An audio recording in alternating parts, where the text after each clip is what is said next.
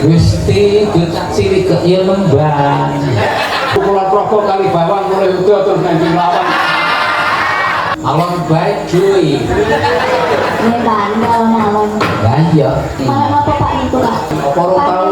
rong tahu gemok mano Sugeng dalu pak jalan Sugeng dalu Dedek tepang nami kulo katon nggih kok jenenge katon nggih tak dipun pak wae ojo wis genah keton apa katon katon apa nih pak kira-kira gaya katon batu ini nggih dalume pundi kulo saking kali bawang Lombrogo pak wah cerake Suwargi Pak Sumono nggih wah Kulon Progo kali bawang janelok kanjeng apa dhewe Kulon Progo kali bawang mulai udah terus nanti lawan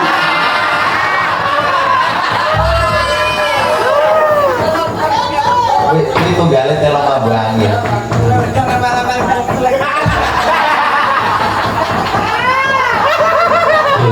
Sesi lalu kasih pak nonton pundi nonton akademi komunitas seni dan budaya wah ampun ini niku pak Bantul ya, terus bapake kang Sliro asmane sinten sapa bapakmu hah pun disebutnya Pak Esik seneng nih sapa hah Sumati Pak oh Sumati Sumeti kok Sumati Sumati oh tak kira nek Sumeti lah nek Sumeti kuwi ana tegese Dipun Pak su ki luwih medi ki silit berarti lah ya luwih kok silit lah kan nek medi cangkoko kae Bratayuda kan ora ngetokke medi cangkoko sakuni lho ya ayo Mbak apa lho nyuwun podang nyuwun Pak podang nggih oh iya podang ki apa napa nggih Pak mano malah napa Pak niku Pak ya mano podang itu Pak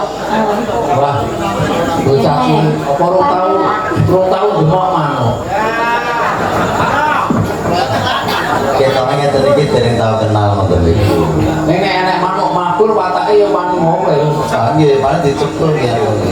iya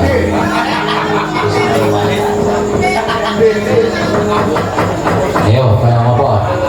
podang kuning Slendro Songo bawa swara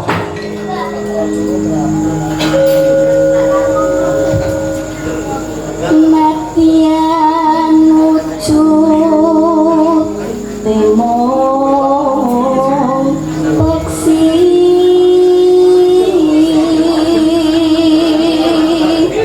Gusti Ducak cilik ke iya lembang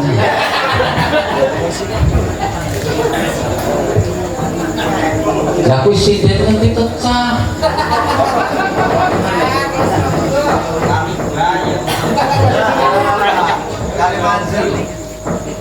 ayo jos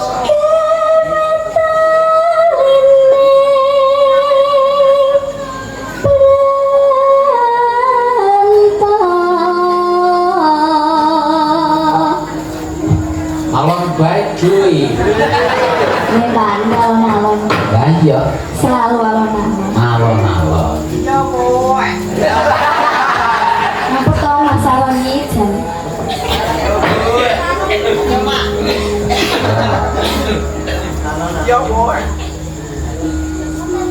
halus manis teremrak hati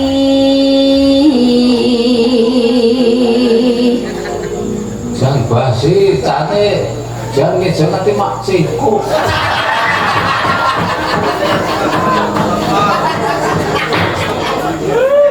gini mak ciku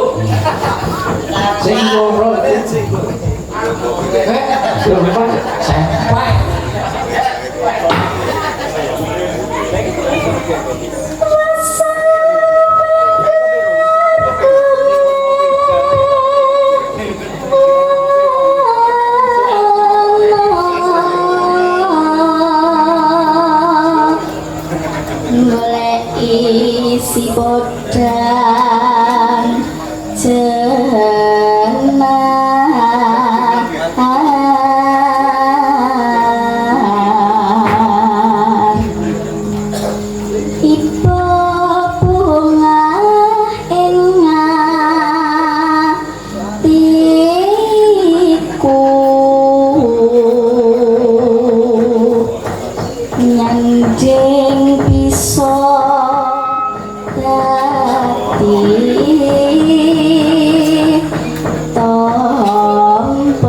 Oh.